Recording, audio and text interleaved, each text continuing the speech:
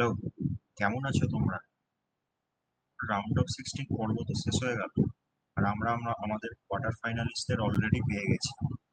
তো আজকের এই ভিডিওতে আমি তোর রাউন্ড অফ 16 এর ম্যাচগুলোর রিভিউ করব, কোয়ার্টার ফাইনালের প্রেডিকশন। তো শুরু করা যায়। ফার্স্ট রাউন্ড অফ 16 এর ম্যাচ ছিল সুইজারল্যান্ড ভার্সেস ইটালি। যে ম্যাচটায় আমরা প্রেডিক্ট করেছিলাম সুইজারল্যান্ড জিতবে এবং একটা অঘটন ঘটবে, বড় টিম বাদ যাবে, এবং তাই হলো। ইটালির এবারে স্কোয়াডে সেই সেই ঝাঁঝটা, সেই কোয়ালিটিটা ছিল না যেটা ইটালির সাথে আমরা অ্যাসোসিয়েট করে থাকি। ইটালি সেরকম ভাবে খেলায় তৈরি করতে পারছিল না। ঠিক সেটাই হলো, সুইজারল্যান্ড খুব একটা হাই প্রেসিং গেম খেলেছিল, তার সামনে ইটালি হার মানতে বাধ্য হলো।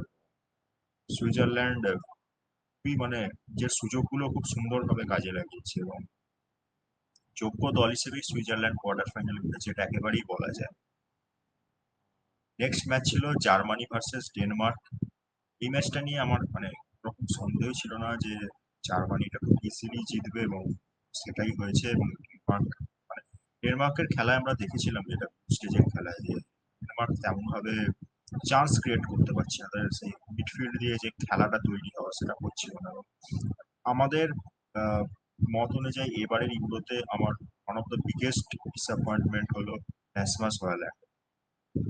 আমি অনেকটা এক্সপেক্ট করেছিলাম এবারে র্যাসমস হয়ল্যান্ডের থেকেই, যে হয়তো বেশ কয়েকটা গোল দেখা যাবে, বা একটা খুব একটা চোখে পড়ার মতন খেলা দেখা যাবে। সেটা হলো না একেবারে। এটা একটা ডিসঅ্যাপয়েন্টমেন্ট আমি বলবো ডেনমার্কের জন্য। আপফ্রন্টে ডেনমার্কের সে টার্গেট ম্যানটা আসছিল না। যাই হোক, এবং জার্মানি তো অলওয়েজ একটা জার্মানির টিম অলওয়েজ একটা তার খেলবেই, গোল দেবে তারা, এবং এইসব ম্যাচগুলো তাদের জন্য তেমন কিছু নয় এইসব ডেনমার্কের। তো স্বাভাবিকভাবেই তো জার্মানি ম্যাচটা খুব ইজিলি বার করে দেয় 0-তে। বলা যেতে পারে একবারে, যে আমাদের বাংলা ভাষায় বললে যেটা ঘাম না ঝরিয়ে ম্যাচ জিতে না, সেরকম ম্যাচটা বার। তো এর পরের ম্যাচ ছিল ইংল্যান্ড ভার্সেস স্লোভাকিয়া। এই ম্যাচটা কি বলবো, এই ম্যাচটা হয়তো ইউরোর one of the worst match হয়েছে, ট্রুথ টু বি টোল্ড। তো মানে ইংল্যান্ড, আমি জানি না গ্যারেথ সাউথগেট আবারও একটা নকআউটের মতন স্টেজে এসে কি ভেবে স্লোভাকিয়ার মতন টিমের এগেনস্টে এত ডিফেন্সিভ সেট আপ করছিল। সত্যি জানি না, স্লোভাকিয়া তো প্রথম হাফে ইংল্যান্ড তো কোনো রকম সেরকম চান্স তো ক্রিয়েট করতে পারেইনি। যেটুকু চান্স ছিল সেটা স্লোভাকিয়ার দিক থেকেই ছিল। আমি জানি না এটা কি রকম স্ট্র্যাটেজি, যেটা জেনারেলি বড় টিম গুলো খুব ফাস্ট স্টার্ট করে, তারা প্রথমেই গোল তুলে নেওয়ার চেষ্টা করে। ইংল্যান্ড একেবারে ইংল্যান্ড খুবই স্লো স্টার্ট, খুব প্যাথেটিক ভাবে just square pass, back pass এরকম করছিল। প্লেয়াররা সেরকম ভাবে পুশ করছিল না সামনের দিকে।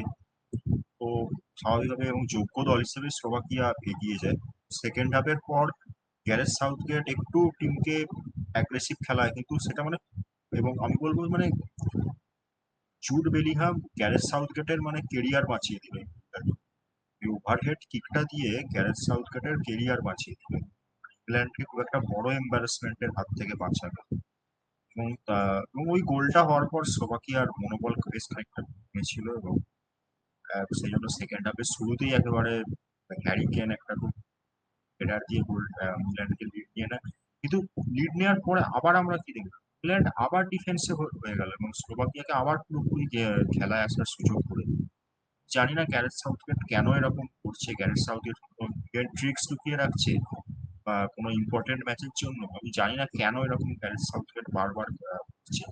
তবে কিন্তু ইংল্যান্ডের জন্য বড় কিছু পাওয়া মুশকিল হয়ে যাবে। ইংল্যান্ডের ম্যাচ নিয়ে এর থেকে বেশি আর কিছুই বলার নেই, ম্যাচটা খুবই বোরিং হয়েছিল। এবং সেই দিন রাতেই ম্যাচ ছিল স্পেন ভার্সেস জর্জিয়া, এবং স্পেনের খেলা আমি যত দেখছি কি বলবো, ততই মুগ্ধ হয়ে যাচ্ছি। সেই দিনও মানে জর্জিয়াকে স্পেন যেভাবে ফার্স্টেই চেপে ধরেছিল, মানে জর্জিয়া নিজের পেনাল্টি বক্স থেকে বেরোতে পারছিল না। পুরো পুরোটা পুরো খেলাটা হচ্ছিল জর্জিয়ার পেনাল্টি বক্স। তো সেখান থেকে একটা মানে খেলার বিপরীতে জর্জিয়া একটা গোল পেয়ে যায়, মানে ওটাই জর্জিয়ার ফার্স্ট অ্যাটাক ছিল, আর ওখান থেকে একটা সেম সাইড গোল হয়ে যায়। যাই হোক, কিন্তু স্পেন কিন্তু একেবারেও মানে হতাশ হয়ে পড়া বা মানে খুব একেবারে প্রবল ভেঙে পড়া একবারও হয়নি। স্পেন খুব কাম ছিল, কারণ তারা জানতো তারা গোল বার করে নেবে, এবং তাই হলো। তারা ফার্স্ট হাফ শেষ হওয়ার আগেই গোলটা বার করে নেয়। ফার্স্ট হাফের পরে তো মানে স্পেন যেভাবে মানে মানে জর্জিয়াকে সত্যি নিজের পাওয়ারটা দেখালো যে হ্যাঁ, তোমরা হচ্ছে জর্জিয়া, আমরা স্পেন, আমরা একটা এলিট দল, মানে সেরকম ভাবে পুরো খেলে সে একেবারে মানে তুলোধনা করে দেওয়া যাকে বলে তাই করবে। এবং স্পেনের আমি আবারও জনের প্লেয়ারের নাম বলবো, উইলিয়ামস আর লামিন ইয়ামাল। মানে দুটো উইং দিয়ে এই দুটো প্লেয়ার যদি একসাথে খেলে, এটা ওয়ার্ল্ডের যে কোনো ডিফেন্সের জন্য স্কেয়ারি। আর স্পেনকে এইবারে আরো একটা যেটা আমার খুব ভালো লাগছে, স্পেনের অ্যাটাক বা মিডফিল্ড অলওয়েজই ভালো থাকে, স্পেনের এবারে ডিফেন্সে খুব ভালো। কুরেলা, লাপোর্টে এরা বেশ যথেষ্ট মানে ভরসাযোগ্য ভাবে খেলছে। কুরেলা তো মানে অসাধারণ যেভাবে স্পেনের হয়ে খেলছে, মানে ওই সাইড দিয়ে কোনো রকম অ্যাটাকই আসছে না, লেফট সাইড দিয়ে। তো আর স্পেনের রড্রি তো আছেই, মানে আছে, তোমরা জানোই মানে রড্রি কতটা নির্ভরযোগ্য যেটা সবাই জানে, এবং রড্রি গোলও করেছে আগের দিন। মানে আত্মবিশ্বাসও একেবারে খুব ভালো পর্যায়ে থাকে। স্পেন আমার মতে এখনো পর্যন্ত এই ইউরোর বেস্ট টিম। এর আগের ভিডিওতে আমি বলেছি, এখন বলছি স্পেন এখনো বেস্ট টিম। তো এরপর খেলা ছিল ফ্রান্স বেলজিয়াম, যেটা এই রাউন্ড অফ 16 এর মোস্ট হাই প্রোফাইল ম্যাচ ছিল। ওই ম্যাচটা আমি বলবো খুব একটা ট্যাকটিক্যাল ম্যাচ হয়েছে, যেটা আমরা বলি। মানে ফ্রান্স হচ্ছে কিন্তু এরকমই টিম, ফ্রান্স কোনোদিনও খুলে খেলবে না, ফ্রান্স খেলবে জাস্ট ম্যাচটা বার করে নেওয়ার জন্য, তাই খেলেছে। এবং তোমরা একটা জিনিস জানো কি, ফ্রান্স এই ইউরোতে সব থেকে কম এক্স এ জি কনসিড করেছে। এক্স এ জি মানে হলো এক্স জি এগেনস্ট। তো মানে ফ্রান্সের এগেনস্টে এক্স জি সব থেকে কম ক্রিয়েট হয়েছে। তো তোমরা নিশ্চয়ই ফ্রান্সের খেলা দেখে থাকলে দেখবে যে ফ্রান্সের ডিফেন্স কতটা সলিড, মানে ফ্রান্সের এগেনস্টে শর্ট মানে একটা মানে শর্ট অন টার্গেট রাখাও মানে সেটা খুব চাপ, যেভাবে ফ্রান্সের সেট আপ করে থাকে জেনারেলি। এবং স্যালিবা, উপমেকানো, তার সামনে কান্টে, মানে তারপর ফুল ব্যাকে রয়েছে কুন্ডে। তো এদেরকে, তারপরে থিও হার্নান্ডেস রয়েছে, তো এদেরকে মানে হিট করা মানে, এবং আরেকটা জিনিস বড় কথা হলো মানে অনেক সময় কি হয়, ডিফেন্সিভ দিক থেকে হয়তো সলিড হয় অনেক টিম, তো তাদের পেসে প্রবলেম। ফ্রান্সের কিন্তু সেটাও নেই, ফ্রান্সের ডিফেন্সের যথেষ্ট পেস রয়েছে। তো এমন নয় যে তুমি কাউন্টারে মেরে দেবে, সেটাও করতে পারো এই জন্য। এবং বেলজিয়াম তো প্রথম দিকটা মিডফিল্ডের কোনো মানে একটা সেকেন্ড বল উইন করতে পারছি না। তারপরে কিছু ট্যাকটিক্যাল টুইট করার পরে একটু বেলজিয়াম খেলা পায়, কিন্তু ফ্রান্স মানে বলবো যে আগের দিন অনেক সুযোগ পেয়েছিল, সুযোগগুলোকে মানে কাজে লাগাতে পারছিল। তো আলটিমেটলি একটা বল গোলে ঢুকে গেল, আর তারপরে মানে ঢুকে যাওয়ার পরও বেলজিয়াম আর সেরকম মানে ট্রাই করেও মানে সেরকম ভাবে ফ্রান্সকে ওপেনই করতে পারে। ফ্রান্স যদি একটা গোল পেয়ে যায় না, ফ্রান্সের এগেনস্টে মানে মানে শোধ করা খুবই অসম্ভব হয়ে পড়ে। তো এই ম্যাচটা মানে একেবারে আমি বলবো আবারও যোগ্য টিম হিসেবে ফ্রান্স জিতেছে, এবং বেলজিয়ামকে আমার ইউরোতে কখনো সেরকম খুব একটা ভালো লাগেনি। এবং বেলজিয়াম হয়তো মানে এই যে রাউন্ড অফ 16 এসেছিল সেটাও মানে তার মানে যোগ্য নয়, তার ফ্রান্স মানে নিজের কাজের কাজটা করে বেরিয়ে গেছে। তো এরপরে ছিল একটা যেটা মানে খুব হাই প্রোফাইল ম্যাচ, যাকে বলে হাই প্রোফাইল বলতে মানে অনেক ফ্যান ফলোইং ছিল, ক্রিস্টিয়ানো রোনাল্ডোর ফুটবল ভার্সেস স্লোভেনিয়া। তো এই ম্যাচটা কি বলবো, ম্যাচটা নিয়ে তো অনেক কথা হলো। রোনাল্ডো পেনাল্টি মিস করেছে, বিবিসির সেই আহ, এই যেটা নিয়ে তর্ক বিতর্ক হচ্ছে, রোনাল্ডোকে একেবারে ডাইরেক্ট মানে কমেন্ট্রিতেই পেনাল্ডো বলে দেয়া। তো তোমরা সবাই জানো ম্যাচটা 3-0 গেছিল, এবং তারপরে এক্সট্রা টাইমে স্লোভেনিয়ার মানে ডিও কোস্টা ম্যাজিক হয়ে যায় এবং স্লোভেনিয়া হেরে যায়। ডিও কোস্টা তিনটেই আটকে দেয়। তো ডিও কোস্টা কিন্তু মানে যারা মানে ফুটবল ইউরোপিয়ান লিগটা একটু ফলো করে তারা জানে ডিও কোস্টা বেশ লাস্ট 1-2 বছর ধরে বেশ একটা নাম উঠে আসছে ইউরোপিয়ান সার্কিট, এবং হয়তো এই ইউরোর পরে একটা মানে বিগ টিমে চান্স পাবে। মানে এটা এমন খুব একটা আনএক্সপেক্টেড নয়, কোস্টা খুবই ভালো করে। তবে পর্তুগালের ক্ষেত্রে আমি একটা বলবো, রোনাল্ডো যে ফ্রি কিকটা নিচ্ছে না, এটা আমার খুব একটা পছন্দ হচ্ছে না। কারণ পর্তুগাল আগের দিন অনেক ফ্রি কিক পেয়েছিল, অনেক ভালো পজিশনে পেয়েছিল, কিন্তু রোনাল্ডো সেই সুযোগটা কাজে লাগাতে পারছে না। কিন্তু যদি পর্তুগালের স্কোয়াড দেখো, সেখানে দেখতে পাবে যে পর্তুগালের স্কোয়াডে কিন্তু মানে বেটার অপশন রয়েছে। তো আমার মনে হয় রোনাল্ডোর, তুমি যদি মেজর ইন্টারন্যাশনাল টুর্নামেন্টে ফ্রি কিকের কনভার্সন দেখো, সেটা খুবই পুয়ার। তো আমি বলবো সেটা অন্য কেউ একবার ট্রাই করে দেখতেই পারে। ব্রুনো ফার্নান্ডেজ রয়েছে, তো এরা একবার ট্রাই করে দেখতে পারে free kick। আমার মনে হয় না সেটা পর্তুগালের টিমে হবে বলে, তো সেটা করে দেখতেই পারে। এবং আরেকটা বলবো, আগের দিন স্লোভেনিয়ার ইয়ান ওবালাকের মানে অসাধারণ একটা গেম গেছিল।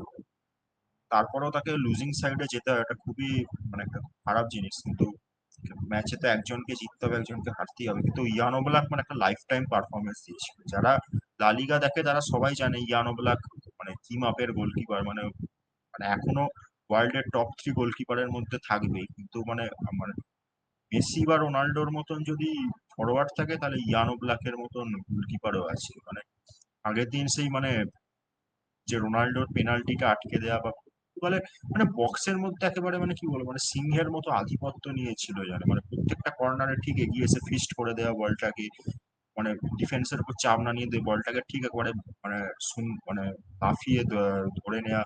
মানে খুব দারুণ পারফরমেন্স দিয়েছিল জানো। তো যাই হোক, এই ইউরো থেকে বাদ চলে গেল পর্তুগাল। এবং আর আরেক আরেক আগের দিন পেপে যেভাবে একটা স্লিপ করে গেছিল, এবং বেঞ্জামিন সিসকো যেভাবে বলটা নিয়ে বেরিয়ে যায়, তো ফুটবল ম্যাচটা কিন্তু মানে পেনাল্টি শুটআউট আসার আগেই হেরে যেতে পারত, এবং সেখানেই স্লোভেনিয়া জিতে যেতে পারত। যাই হোক, সেখানেও ডিগো কোস্টা খুব ভালো একটা সেভ দেয়, যেটা অনেকটা সেই এমিলিয়ানো মার্টিনেজের ওয়ার্ল্ড কাপ ফাইনালের সেভের মতন। অনেকেই তুলনাটা করছে। তো যাই হোক, তো এখানে পর্তুগাল তো উঠলো, এবং আমরা চাই যে বড় টিমগুলো যাতে একে অপরের সাথে ফাইট হয়।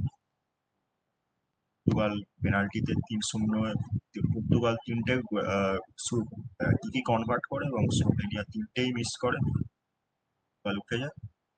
নেক্সট ম্যাচ ছিল রোমানিয়া ভার্সেস নেদারল্যান্ডস। তো এই ম্যাচটা আমি বলবো নেদারল্যান্ডস এই ইউরোর বেস্ট পারফরমেন্স দিল। এবং আমরা দেখছি নেদারল্যান্ডস যত মানে এই ইউরোতে টিপে যাচ্ছে, তত নেদারল্যান্ডস এর খেলাটা যেন খুলছে, এবং ওম্যান যেন এই টিমটাকে আরো বেশি করে মানে সংগঠিত করতে পারছে। আগের দিন কোডি গাকপোর একটা মানে মাস্টার ক্লাস গেছিল। কোডি গাকপোর রান গুলো যেভাবে দিচ্ছিল, মানে যে টেক অন করা কোডি গাকপোর, এবং কোডি গাকপোর একটা খুব ভালো জিনিস তুমি লক্ষ্য করে দেখবে, কোডি গাকপো খুব শর্ট নিয়ে নেয়। কোডি গাকপো খুব একটা মানে সেই মানে পাস দেয়া এ করে এগুলো করে না। কিন্তু কোডি গাকপো মানে বক্সের মধ্যে যদি একটা মানে চান্স পায় না, একটু ছোট স্পেস পায়, শর্ট নিয়ে নেয়। কোডি গাকপোর ফিনিশিং খুব ভালো। তো এই ইউরোতে তো লেফট উইং থেকে একেবারে মানে কামাল করে দিচ্ছে। দিকে জাভি সিমন্সের স্কিল স্কিল খুব ভালো। নেদারল্যান্ডস এর একটাই প্রবলেম, এই আপফ্রন্টে মেমফিস ডিপাই খুব একটা চলছে না, ওয়েস্টফুল। পরে ডনিয়েল ম্যালেন নেমে তো তো গোল করলো। লাস্ট গোলটা তো একটা দারুণ মানে বলটাকে একাই টেনে যেভাবে ভেতর দিকে এসে মানে ফিনিশ করলো, খুবই ভালো ছিল। আর আগের দিন ব্যাকে ভার্জিল ভ্যান ডাইকও খুব ভালো লিড করেছে। তো নেদারল্যান্ডস কে দেখে বেশ এক্সাইটেড লাগছে, খুব ভালো লাগছে নেদারল্যান্ডস এর, অনেকদিন পর নেদারল্যান্ডস এর এত ভালো খেলা দেখে। আর লাস্ট ম্যাচ ছিল অস্ট্রিয়া ভার্সেস টার্কি।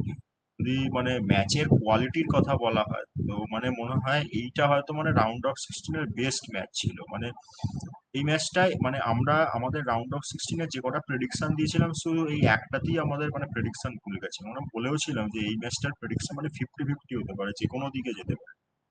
তাই হলো, ম্যাচটা যারা দেখেছে তারা জানে ম্যাচটা যে কোনো দিকে যে কোনো সময় যেতে পারে অস্ট্রিয়া। এবং ফার্স্টে ম্যাচের 1 মিনিটেই ডেমিরাল একটা মানে কর্নার থেকে গোল দিয়ে টিমকে এগিয়ে দেয়। তো এবং এবং ওখানেও যে আর্ডা গুলেরের যে ডেলিভারিটা যদি তোমরা দেখো, মানে অসাধারণ ছিল। মানে খুব মানে একেবারে পিন পয়েন্ট ছিল, এবং ওই বলগুলো না ক্লিয়ার করা খুব প্রবলেম হয়ে যায়। মানে অনেক সময় কি হয়, মানে ক্লিয়ার করলে অনেকে এরোর গায়ে লেগে যায়, বা একটা মানে সেকেন্ড বল অনেক সময় অনেকের পায়ে পড়ে যায়। তো ওইগুলো ওই বলগুলো মানে খুব কোয়ালিটি ডেলিভারি। এবং এমিরাল তো মানে ডেমিরালকে জানো তো? ডেমিরাল যখন ইউরোপিয়ান সার্কিটে খেলতো তখন ওকে বলতো জেনারেল, মিলিটারি জেনারেল ওই সেন্সে বলতো। মানে এতটাই মানে লিড নিয়ে চলে, মানে এতটাই মানে আর কি, মানে মানে ডিফেন্সে মানে পিছন দিক থেকে মানে লিডারশিপ একটা খুব ব্যাপার আছে। এবং আগের দিন দেখেছে ডেমিরাল মানে প্রত্যেকটা বলের জন্য যাচ্ছিল এখন, মানে প্রত্যেকটা বলে ওখানে মানে ম্যাচে মানে একেবারে নিজের মানে জীবন বাজি রেখে খেলছিল বলে, মানে প্রত্যেকটা মানে বল যেভাবে ক্লিয়ার করতে মানে বডি অন দা লাইন রেখে খেলছিল। আর তারপরে ডেমিরাল আবারও গোল করে দেয় 59 মিনিটে, এবং সেই আবারও আর্ডা গুলারের ডেলিভারি। আর ওই ওই লিপটা খুব অসাধারণ ছিল এই এই এই এই এই গোলটায়, মানে ডেমিরালের লিপটা অসাধারণ ছিল। তারপরে 60 মিনিটের পর থেকে গোলটা খাওয়ার পরে অস্ট্রিয়া মানে পুরোপুরি অ্যাটাকে চলে যায় এবং 66 মিনিটে আরেকটা গোল তুলে নেয়। তো এই গোলটার পরে ম্যাচটা একেবারে জমে গেছিল, মানে অস্ট্রিয়ার জাস্ট আরেকটা গোল দরকার ছিল, মানে সবকিছু করে কিচেন সিং ছুড়ে দেয়, এটা আমাদের বলে সেটা সেরকমই ভাবে অস্ট্রিয়া পারে, কিন্তু তুর্কি মানে ধরে রাখে আলটিমেটলি তাদের যেটা টার্গেট ছিল সেই গোল লিডটা ধরে রাখা, তারা সেটা ধরে রাখতে সক্ষম হয়। এবং এই দিন এবং লাস্ট মিনিটে একেবারে অস্ট্রিয়ার বামগার্টনারের একটা হেডার অলমোস্ট গোলে ঢুকে যাচ্ছিল, এবং টার্কির গোলকিপার বুনক, যে তো ও আগের দিন খেলেনি কিন্তু এই ম্যাচটা খেলেছে, বুনকই হচ্ছে কিন্তু টার্কির নাম্বার 1 গোলকিপার। তো ও যে সেভটা দিল ওটা ইউরোস মানে সেভ অফ দ্য টুর্নামেন্ট বলতেই হবে। মানে এবং ওই উৎসবটা না হলে কিন্তু ম্যাচ এক্সট্রা টাইমে চলে যেত, এক্সট্রা টাইমে যাওয়ার পর কি হতে পারে সেটা কেউ জানে না। তো টার্কি যে রাউন্ড অফ মানে কোয়ার্টার ফাইনালে এলো, রাউন্ড অফ সিক্সটিনের ম্যাচটা জিতলো, তো এটার জন্য ডেমিরালের সাথে গুনকের নামও বলতে হবে, অসাধারণ পারফরমেন্স গেছে। তো এবার আমরা আমাদের কোয়ার্টার ফাইনালের ফিক্সচার গুলো একটু দেখে নিই।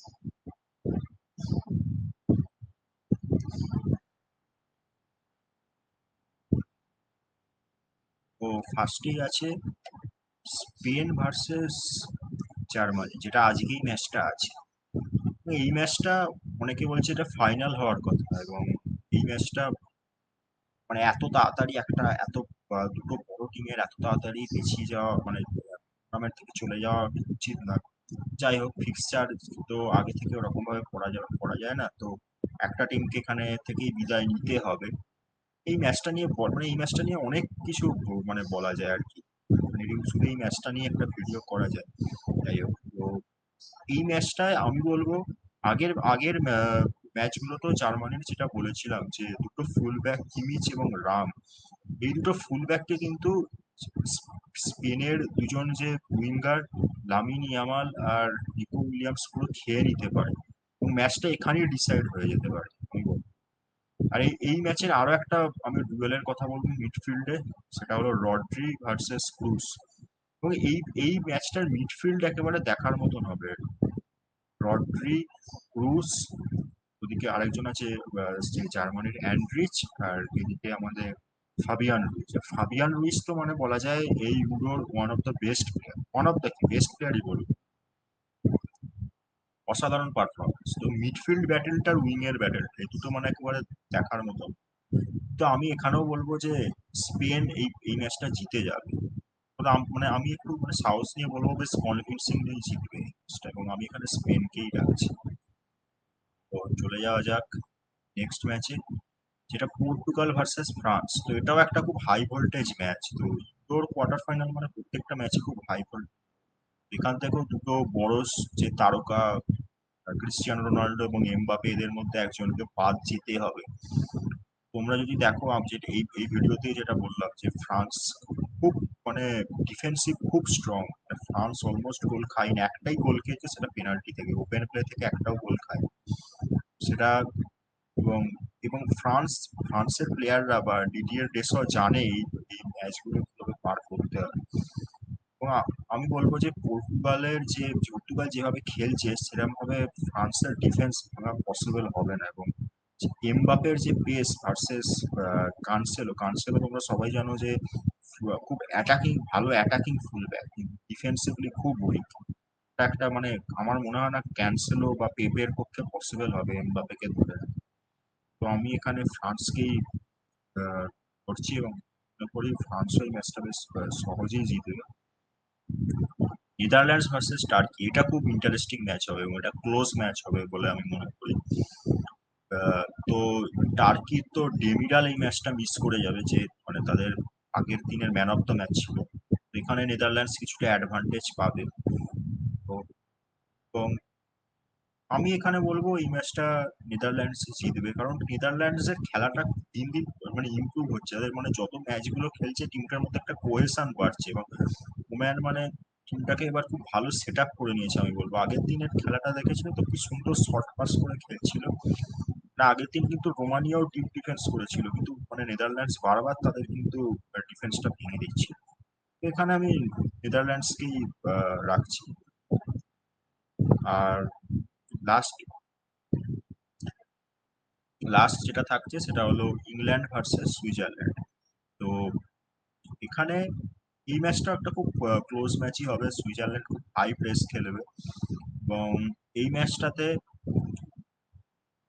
আমার তো তোমরা জানো ফেভারিট টিম ইংল্যান্ড। আমি মানে মানে হার্ট সেজ ইংল্যান্ড, কিন্তু মানে আমি এখানেও কিন্তু ইংল্যান্ডকেও বলবো, এবং ফুটবল যেটা যতটুকু আমার নলেজ আছে সেটাতেও আমি বলবো ইংল্যান্ডকে। তার কারণ আমার মনে হয় যে কোয়ালিটিতে ইংল্যান্ড অনেকটা সুপিরিয়ার সুইজারল্যান্ডের থেকে। যদি তোমরা মানে ইংল্যান্ডের যে বেঞ্চকে, যদি না সাউথগেট খুব মানে বিশাল বড় কোনো মিস্টেক করে আগের দিনের মতো, যদি টিমটাকে একটু গুছিয়ে নিতে পারে, আমি বলবো ইংল্যান্ড এটা পার করে নেবে ম্যাচটা। আর এই ম্যাচে একটা খুব মিডফিল্ডে আর একটা বড় ব্যাটেল হবে, সেটা হলো গ্র্যানিট চাকা ভার্সেস ডেক্লান রাইস। এটার জন্য এই মিডফিল্ড ব্যাটেলটার জন্য আমি খুব মানে এক্সাইটেড থাকবো। আর ইংল্যান্ড যদি নিজের আক্রমণ ভাগের পেসটাকে ইউজ করে, সুইজারল্যান্ড কিন্তু বিটেবল আমি বলবো। ইংল্যান্ডের জন্য এটা তেমন কোনো ম্যাচ ছিল, কতটা বাধা হবে না, ইংল্যান্ডকেই লাগছে। তো আমরা আমাদের সেমিফাইনাল লাইন আপটা একবার দেখে নিই। তো আমাদের মধ্যে সেমিফাইনাল হচ্ছে লাইন আপ হচ্ছে স্পেন ভার্সেস ফ্রান্স, ওদিকে নেদারল্যান্ডস ভার্সেস ইংল্যান্ড।